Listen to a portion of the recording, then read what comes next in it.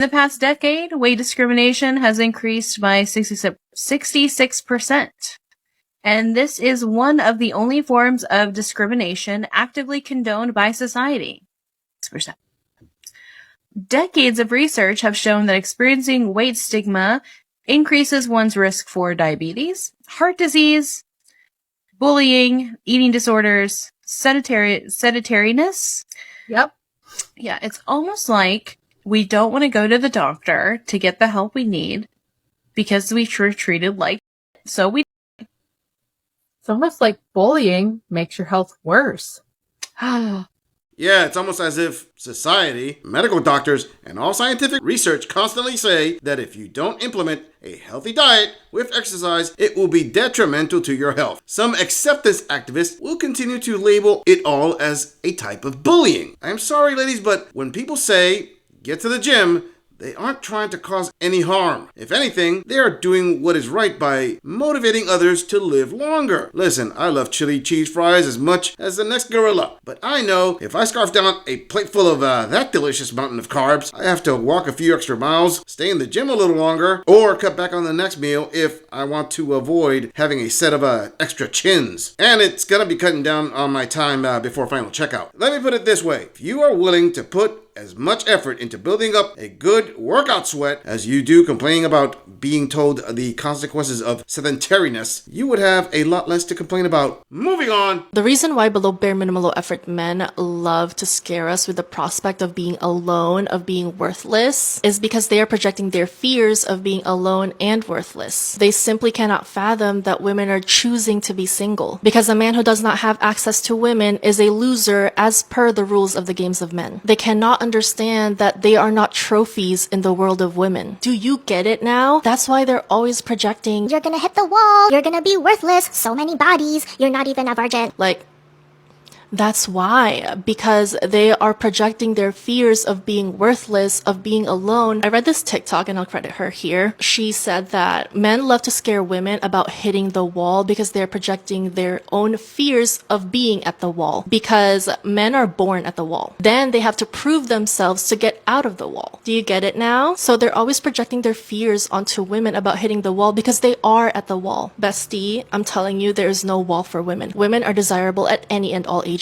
Now you know. When men tell women about the wall, it's not some boogeyman, Baba Yaga, you took out John Wick's dog kind of story to give a woman a jump scare. It's based on biological fact, and there isn't anything anyone can actually do about it. Why does this confused queen think it's like the script of a cheesy 80s horror flick? And the only women who are choosing to be single are the ones who buy into the womanist hollow promise of a self-made queen that concentrates on her career, can use said career to attract the man she wants to commit to her well into the years post-wall smashing. The funny thing is, this gem of a queen thinks that only a small section of men know about biology. Sorry, honey, but a woman's biological clock reality is something all men see and deal with. It doesn't matter if the man is 20, working for minimum wage, 30 with a good salary, or 40 near the top of his field. The realities of a woman's egg count is seen by all men. And to say there is no wall for women is like saying there is no egg limit for women. Completely ridiculous until you find yourself with only a few eggs left in your carton and you call out for those good men to help you out. Moving on. Hey friends, welcome to this episode of Divorce Diaries, and this one is about age gaps in dating and things like that, because I gotta talk about this. So I've been at my job for a little while now, not a super long time, but it is not super common to see women doing my job. Like, it's just not. There's not a lot of us out there. This is really a man's industry, and there are a lot of men, like a lot of men. So I'm not really surprised that I get hit on all the time. I'm not really surprised that like lots of like men, homeowners will ask if they want to hold my ladder and then stare at my ass while I climb up. Like, it's just, I'm a woman, I'm used to it, it's whatever, right? Sometimes really annoying, but it is what it is. But I get asked out like every week. Every week I have been asked out on a date with this job because I'm around men all the time. And it's very flattering. Like, I'm very flattered and I'm always very nice about it. But this industry is also a lot of younger guys, like guys in their 20s. And like, I've had guys ask me out for 24, 26, 29. Okay, to sum it up in a nutshell, we have a post-war female construction worker who says she accepts the fact that because she works in a male-dominated field, she gets a lot of help offers, staring at her butt, and younger men asking her out. Now, my obvious question is, if she actually accepted that of her job, then why is she making this video griping about it and posting it on the internet for the world to see? This is an example to the multitude of cases where women complain about not being let into a field of work, but once they get into that field, they complain they aren't getting the treatment they feel entitled to, and for the sake of their fifis, everyone else has got to change for her. Ladies, this is going to sound misogynistic and unfair, but just because you were born with a built-in taco, 9 times out of 10, your new job isn't going to change for you. I mean, when a male teacher starts working in an elementary school dominated by female teachers, you don't hear about the principal making drastic changes to accommodate him. Please correct me if I'm wrong, and mention in the comments a clear example of a female-dominated job that must change to accommodate any new male employees. I really want to hear this. And they know that I'm a single mom and that I'm 39. Like, what is that? Like, why, if you are a 24-year-old man, are you asking out a 39-year-old mom? Is this like a Beatles song? Is this like a fetish or something? Like, dude, like some of these kids, like I could be their mother. I just don't understand. I don't know. It's actually pretty simple. Look up Stifler's mom to get a clue. I mean, why do these young men think these things? I don't know. Go to a Pornhub and see how many of those fantasy scenes involve a young strapping man and a MILF. It's a lot of bodies. This post-war queen resembles to them what that story that usually starts off as, I never thought it would happen to me, that used to be mailed into magazines for men back in the day. Let's put it a different way for my XX chromosome closed caption required. Imagine you are a blue marlin who decided to migrate to where large sharks are. Why would you be shocked that the younger sharks are going for you? Since when does you being an older blue marlin equate to being immune to the rules? Damn, skip me. Moving on. Let's talk about something. If you as a man don't have kids, what is the reason to date a single mom? What is the logical reasoning? What is the thought process? What is the reason that you would risk so much to date a single mom? The number one advice that I hear women telling other women is not to date broke men, right? But the equivalent of a woman dating a broke man is dating a single mom, but in my opinion, it's worse because dating a single mom, it comes with more to lose. You could date a man that has great potential, he has a great head on his shoulder, he has great values, he has great morals, and he has goals and he's ambitious, but he's just in the process where he's working to build that for himself. Everyone starts off somewhere, but women will still refuse to date broke men, right? As they say, because they want the success of it at the end, because they want to be there in the good times, not the hard times with that man.